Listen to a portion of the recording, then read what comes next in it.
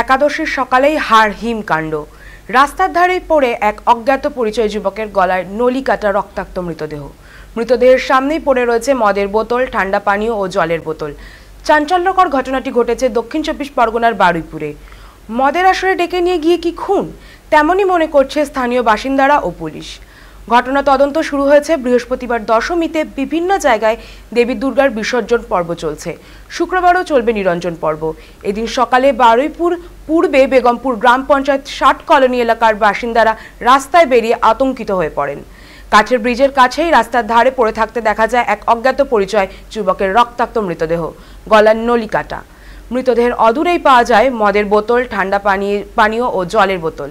ঝোপের ধারে পাওয়া গিয়েছে প্লাস্টিকের বেশ কিছু মদ খাওয়া গ্লাস। ঘটনাটি জানাজানি হতেই চাঞ্চল্য ছড়ায় এলাকায়। খবর দেওয়া হয় বারুইপুর থানায়। পুলিশ ঘটনাস্থলে গিয়ে মৃতদেহ উদ্ধার করেছে। ওই যুবক স্থানীয় নন বলেই প্রাথমিকভাবে জানা গিয়েছে। তার পরিচয় জানার চেষ্টা করছেন তদন্তকারীরা। মদের আসরে ডেকে নিয়ে গিয়ে ওই যুবককে খুন করা হয়েছে বলে প্রাথমিক অনুমান করছে পুলিশ। ঘটনার সময় একাধিক ব্যক্তি উপস্থিত ছিল বলে ধারণা।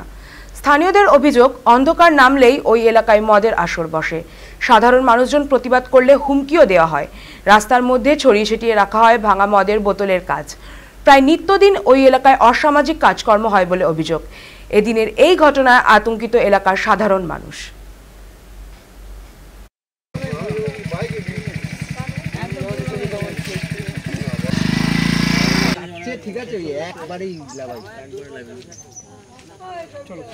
ছেলেদের চেনা যাচ্ছে না, কোথায় যাচ্ছিলে।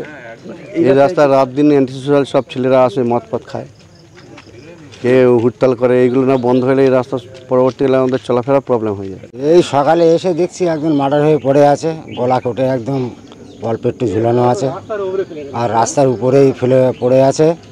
আর আমাদের এখানে তো সন্ধ্যার সময়, তো সন্ধ্যার থেকে রাত 11টা 12টা অবধি মদের আসর চলে এই রাস্তায়।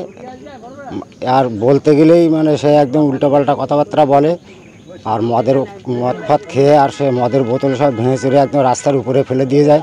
অনেক লোক এরকম ধান ফান এরকম কাটতে গেলে বা কাটা তোলা তুলতে গেলে পার ভিতরে পড়ে গেলেই মানে পাটা কেটে। এইটা আমরা তো চাই যে মদ খাওয়াটা বন্ধ হোক, বা এইখানে একটু পুলিশ এসে যদি একটু করে তাহলে একটু সুবিধা হয় আমাদের। নয়তো এই একের পরে এক মানে এরকমভাবে চলতেই থাকবে একভাবে।